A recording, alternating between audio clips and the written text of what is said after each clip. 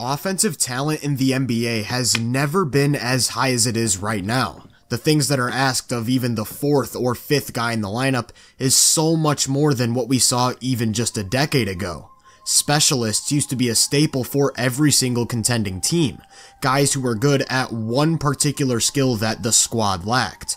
If your team didn't have much shooting, you'd just simply add a player who could shoot the ball. Man. If you lacked defense, you'd go out and find a defender to give minutes. Yo, bro, shout out to Andre Roberson, and shout out to my guy Go Bells, bro. I've never seen someone be a bigger Andre Roberson fan than my guy Go Bells, aka Gobi, aka J Smooth, man. Shout out to y'all, man. Regardless of how bad they might be on the other side of the ball. Simply put, that just doesn't cut it anymore.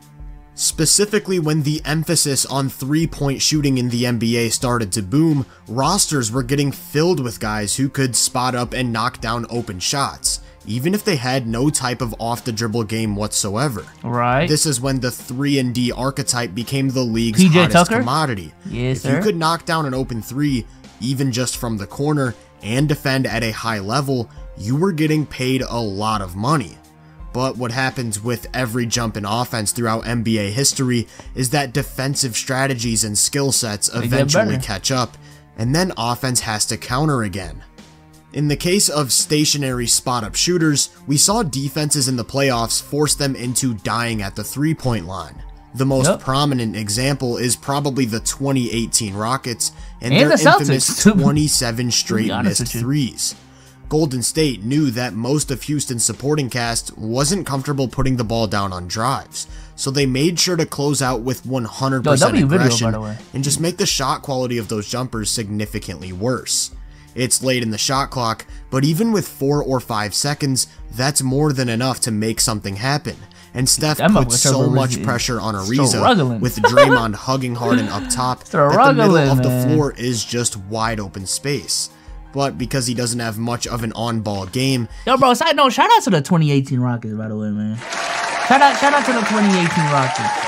Because I'm not gonna lie, chat, have we seen a 67-plus win team since that Rockets team? I think they won 65. But has a team won 65 games ever since then? I think the Bucks came a little close the year after. But yeah, just this team winning like 64, 65 games. In hindsight, that shit was crazy. He's instead forced to settle for a fall-away three-pointer. They'd have possessions where it was clear they needed to find any shot that wasn't a three, but just didn't have the talent to make it happen. Gerald Green looks to fake and put it on the deck, and instead of a paint touch, he just ends up with another off-balance jumper from the arc. Here's another example. Gordon kicks it to Ariza, who's gonna attack the closeout, and when he draws Klay to the paint, that leaves Gordon unattended on the perimeter. Klay follows the pass in a full sprint, closing out as hard as possible, and although it is a pretty decent shot, he could have used Klay's momentum against him to create a bigger advantage. The Mavericks ran into a real similar problem against Golden State in the 2022 Western Conference Finals. Look at this heliocentric They have offense, their own little twist on the Harden-style offense in the way they spread the floor for Luka to create, but you can see how comfortable Draymond is leaving Finney-Smith in the corner because he knows he can close out with full speed and not have to worry about getting blown by on a drive. Yeah. It wasn't just Finney-Smith, but Reggie Bullock, who ran into the same issues. Kevon Looney is one of the slowest-footed bigs in the game, and all of his momentum is going into the closeout. There's no reason this shouldn't lead to an automatic paint touch. Reggie instead dies by the three, and it's a horrible miss off the glass. That's a good point. That's a good point, though. Draymond was so comfortable over-helping in the paint and closing out hard because the extra drive wasn't a threat to be worried about, and that resulted in him actually blocking a couple of corner threes in the series. So what ends up happening is that these players who are capable shooters but can't do anything off the catch don't actually provide much spacing. As Luka uses a screen, you can see how this is great insight, man. This is great insight. Sit in the driving lane, and that's because when the ball gets moved to Bullock, he's not going to use that space to create an advantage, instead just pulling the trigger immediately and hitting nothing but the air. Compare that play to when it's someone like Tyrese Maxi one pass away on the wing. Smart sits in the gap as Harden drives and kicks, and he exploits that open space by bursting into a drive, and the result is an opportunity to score at the rim. Here's another example, this time with Malcolm Brogdon. It's the same thing. Big Brogdon, Tobias not the Harris little sinking one. to the nail to help on a drive, which creates a long closeout. And instead of looking to quickly fire, he fakes and goes, getting to the painted area for a high percentage floater. There you go. I think Atlanta ran into similar problems in the 2022 first round against Miami, because this is hoop venue, y'all. This is hoop venue. This sort of gapping zone style of defense.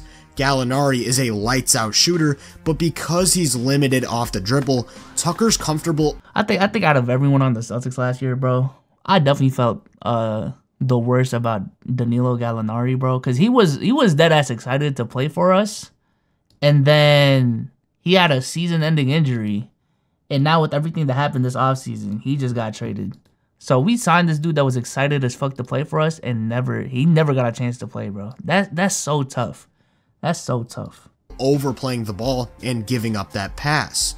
Trey chooses to not even give up the ball on this one, and just like that, the offense is reset with no advantage to attack. As a result, over time, we saw specialists just falling out of playoff rotations and struggling to get minutes regardless of how good they were at shooting the ball. I think the most prominent example would be Duncan Robinson, who played a pivotal role in their 2020 finals run because of ridiculous outside shooting. And even when Duncan Robinson had a resurgence in the playoffs, it wasn't just because of straight shooting. Like, Duncan Robinson was doing a great job of cutting to the rim. He was even on balling a couple times, bro. Like, Duncan Robinson was really playing well in the playoffs. But throughout the whole regular season, the difference between him and Max Strus was just non-existent, bro. Also, the Josh Primo shit is crazy. Josh Primo shit is crazy, bro. But as soon as those outlier-ish percentages started to dip even just a little bit, he found himself getting less and less minutes, eventually falling out of the lineup entirely. It wasn't until he proved, "Hey BSOLZ, can you do me a massive favor and pray for my mom? She is currently in the hospital sick. God bless you, man." Hey, prayers to your mom. Hopefully your mom's all good, all straight. I'm assuming she isn't, but you know, hopefully she gets through whatever she's going through. You know what I'm saying? And comes out stronger and better. Shout out to you, though. Shout out to you. Get well soon, man. Get well soon. That he had added more to his game off the catch, that he found himself getting big minutes again. And as we all... Hey, shout out to TSO Rage, man, for the gift. Big TSO Rage. Yo, your name is so funny, bro. Your name is so funny, because I remember when when Sage was getting all those Rage comparisons, bro. Bro, that shit was so funny, because when Sage... I don't even know if y'all were there, but when Sage used to stream, bro, like, Sage used to not have the cam on like Rage, you know what I'm saying? Even, like, the inflection of his voice, some people compare this shit to Rage as well. That shit was... that was a funny era. But then we finally convinced Sage to put on his fucking camera, bro, because that shit was killing me. That shit was killing me, bro. Like, yo, put on your cam. Like, it's really going to take you to the next level. Which I think it did. So, shout out to both. Shout out to both. No, he ended up serving as an essential piece in their most recent run. Not solely because of the shooting, but how that opened up other avenues for him to attack, being decisive, generating paint touches, that's what I'm saying, bro. Like, Duncan Robinson was actually driving to the rim. Rate. For shooters, the threat is always going to be there, just based on reputation alone. But because outside shooting has so much variability in performance, and you can go cold at any moment, if there isn't more to your game, it becomes a lot harder to keep you on the floor without being a massive liability. When I say that, my mind immediately goes to Joe Harris in the 2021 Bucks series. When his shot stopped falling, he became a complete non-factor and virtually unplayable. These are open looks too, Giannis is comfortable showing a more aggressive coverage to Harden on the ball because he knows that Harris isn't much of a threat to extend the advantage. And Brook Lopez has no problem at all cleaning up at the basket. Get that weak ass shit out of here. Compare that to someone like Michael Porter Jr. in the NBA Finals. He shot 4 of 20. So do you guys still have beef with Through the Wire, or is that water under the bridge? Number one, I don't think there was ever beef, to be honest with you. Number two, From my understanding, it is under the bridge. Like, I don't think I'll catch you all boys later. I'm going to work. BTWSLZ was paid by me right after roulette, so don't worry. Hey, shout out to Andrew, man. Good luck at work. Good luck at work. But yeah, we don't got. From what I know, I don't know if they still feel some type of way, but at least on our side, I'm pretty sure it's all love, bro. It's all love. So 28 from 3 over the series and 1 of 6 in the closeout Game 5, but still found a way to make an impact. Like I said, for shooters, the threat is always there, so he's still gonna draw closeouts, but the— Wait, when did Big Kenny shout me out, man? Let's get it. Hey, shout out to S2K for the 5 gifted! Big S2K!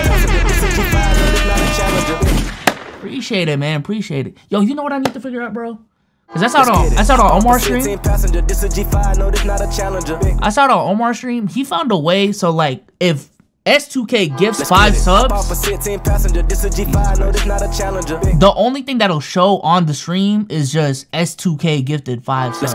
I need to figure that out. Cause I appreciate all this, but it would be so much easier if it was just one alert that this one dude gifted 10, 20, whatever subs. But shout out to you, man. Much love. Solo's been watching you on YouTube for a while. I appreciate that, man. I appreciate that. The difference is that he can actually put the ball on the deck and put pressure on the rim. In semi-transition, he spots up in the weak side corner, and when Jokic makes the pass, Max Strus is going to hustle to close that space. But Porter uses that to create a driving lane, and just like that, he's walking into a dunk.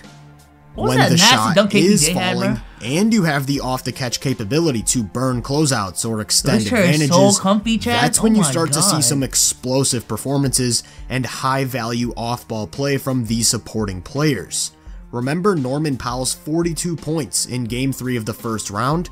It primarily stemmed from this exact concept. He established the outside threat in numerous ways, whether it was off the dribble, coming off of screens, or when just spotting up. And when the defense made an effort to take away those opportunities, he'd leverage that into offense elsewhere, destroying the closeout on a baseline drive and shedding help down low with some timely strides for a finish. Another great example, and who I personally think of as the poster child for this archetype, is Tyrese Maxi, who made a living in the playoffs through off-the-catch slashing. If you remember that first round series against Brooklyn, their defensive strategy was to send the entire state of New York at Joel Embiid, and once the ball is out of his hands, scramble to recover. But that type of scheme becomes nearly impossible to execute when it gets swung to a guy like Maxi, who can just cause a complete breakdown. Hey, to my Philly fans in the building, how y'all feel about Tyrese Maxi, man? I know a lot of Philly fans love Tyrese Maxi, bro. But from some of the tweets I've also seen, like, some of y'all are getting the sense of, like, okay, Philly's kind of overrating Tyrese Maxi's value type shit. Like, he shouldn't be as untradeable as he is. Love Maxi to death. Okay. I think he's a little overrated. I live in Philly, and they love him here. No, hey, listen. I get it, bro. If Tyrese Maxi was on my team, I don't see why I wouldn't love the dude. You know what I'm saying? I've also seen Tyrese Maxi get hot. Yo, a hot Tyrese Maxi is nothing to play with. Better than JB? Yo, relax. Spotted up one pass away on the wing, and with 2 going to Embiid, that forces Finney Smith into a real long closeout. Maxi's burst makes that recovery just look like a traffic cone, and there's nobody else to stop him from getting all the way to the rim. He even had a few big games against Boston utilizing these same principles. With Rob Will as the low man, he's almost always going to overplay the rim and look to recover with his agility and length. But against an athlete like Tyrese Maxi, that just doesn't work. You compare that to pretty much the exact same possession, except with PJ Tucker in the place of Maxi. He knows the right play is to fake and drive, but instead of blowing by Williams into a dunk, he gallops his way into a blocked shot. And that's a big key here. It's not just putting the ball down and attacking with speed that matters, is a fantastic video, but knowing what to do off the catch and how to read different situations. Collins knows that the closeout is coming from his left hip, leaving the baseline wide open, and when he draws Bam to the ball, a dump off to Capella is wide open and should be a free 2 points at the rim, but he misses the read and the advantage leads to nothing. Keegan Murray has a pretty nice off the dribble game and knows how to attack. Poor man's version of Jordan Poole.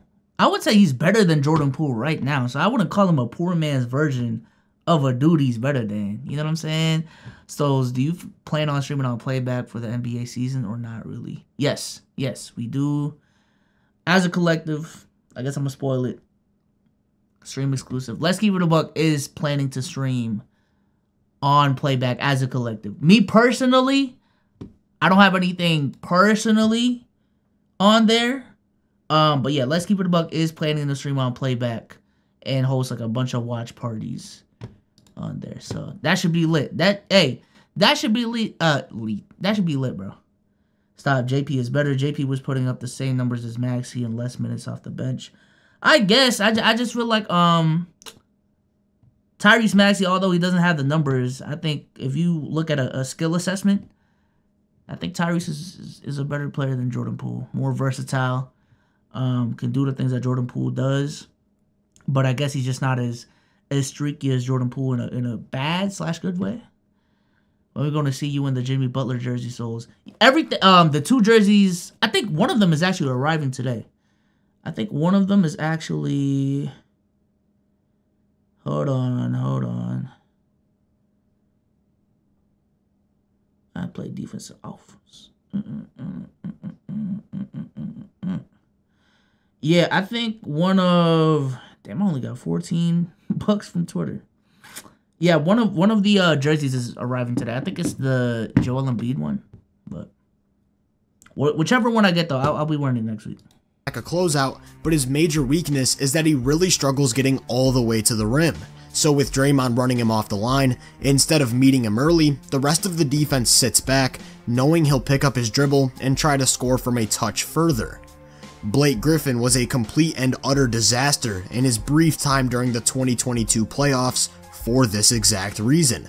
With the entire defense focused on Durant, he recognizes that Grant Williams is forced to cover both him and Mills, and by faking the extra pass, he literally clears an airport-level runway to the basket. Does he drive? Nope, just tries the three and misses off the front of the rim. When opposing defense... Yo, that series was the most stressful sweep I've ever fucking... God, bro. That series against the Nets, as a 2 seed that ended up sweeping the 7 seed, I have never been so fucking stressed, bro. That was a crazy series. Make an effort to more aggressively play the lead creator or get the ball out of his hands, the ability to attack a scramble is a necessity. The Clippers trap Ingram, and as the low man, Westbrook has to slide down from the weak side corner to tag Larry Nance on a roll. So when Ingram skips it cross court, it's a lot of ground to cover, and Trey Murphy attacks with no rim protector in position to prevent him from scoring at the cup. It's not just about burst or athleticism gunning off the catch, but also knowing how to read closeouts and attack at different angles. And one of the reasons I'm so high on Trey Murphy is that he's one of the most decisive in that regard. It's his shooting threat from extended range that pulls Barnes to him as he receives a pass, and instead of just taking off, he's going to fake the jumper, jab right, and create an open lane to his left, getting by Barnes and countering help down low by floating it over the top. Many people have coined this archetype of player as the splash and slash, guys who can shoot the lights out of the ball and punish aggressive paint defense, but also beat closeouts and capitalize on advantages by putting pressure on the rim. I already talked about guys like Norman Powell, Tyrese Maxi, and Trey Murphy who fit the mold, but some other names that immediately come to mind when I think of this type of player include Malcolm Brogdon, Josh Green, Quentin Grimes, and Malik Monk. Obviously there are others, but these are the guys who I'm mainly talking about, and this is just among supporting players. There are absolutely all-star caliber guys who'd fit this mold to a T, such as Damian Lillard, Donovan Mitchell, Zach LaVine, Anthony Edwards, Jason Tatum, among many others. It's almost become an essential piece to have. and a lot of championship level teams have found out the hard way that the 3-and-D movement has quickly shifted into looking for guys who can not only knock down threes, but also pressure the rim off the catch. I definitely agree. And I don't know if y'all have heard my theory on the future of basketball, but I think the future of basketball, I don't know exactly when it is going to be this way, but I think the future of basketball is for every position to be as tall as it can be and as versatile as it can be. The name of the game is for each and every position to have as much height as possible and also have as much guard-like skills as possible. In my opinion, I think that's the name of the game. We've seen it with the big man position. We're seeing it with the point guards and how taller point guards are becoming more normal. We're still seeing it with how effective wings have been throughout even this era. You know what I'm saying? The Paul Georges, the Kawhis, the Tatums, the Browns of the world, how effective they are in this era. Like, I envision the name of the game in maybe 20, 30 years, arguably even sooner than that, for the point guard. This is like a dream, theoretical, hypothetical lineup. Your point guard is going to be someone like Luka or Shea. Your shooting guard is going to be someone like Jaylen Brown or Paul George, something of that caliber. Your small forward is going to be a Jason Tatum, Kawhi Leonard type of dude. Your 4 is going to be a Giannis. It's going to be, if not a Giannis, maybe like a younger Al Horford type of dude that can stretch the floor, defend multiple positions. You know what I'm saying? Good free throw shooter, something like that. I think Paolo fits the mold of a future 4 in my opinion. Like Blake Griffin, who can stretch out the floor, that type of player. And then the 5 is going to be a Jokic, a Joel Embiid, a very versatile big man with guard-like skills who can play make, can put the ball on the floor. Ideally, can at the very least be a rim protector. But in the most ideal sense, he can defend multiple positions like a Bam Adebayo. I think that's a dream lineup for the future. Insane switchability on defense. And then on offense, everyone can create on ball. Everyone can catch and shoot. Everyone can shoot free throws. That's the name of the game in my opinion. So, yeah, we're seeing these changes to Hoop Venue's credit on the role player level. I think the next step is, again, this being very prevalent within starting lineups. And then it's going to be, okay, how do we implement all of this on the bench? You know what I'm saying? But, yeah, that's my idea on it. Shout out to Hoop Venue for the video. This was a fantastic video, though, deadass. So, I appreciate you, man. I appreciate you.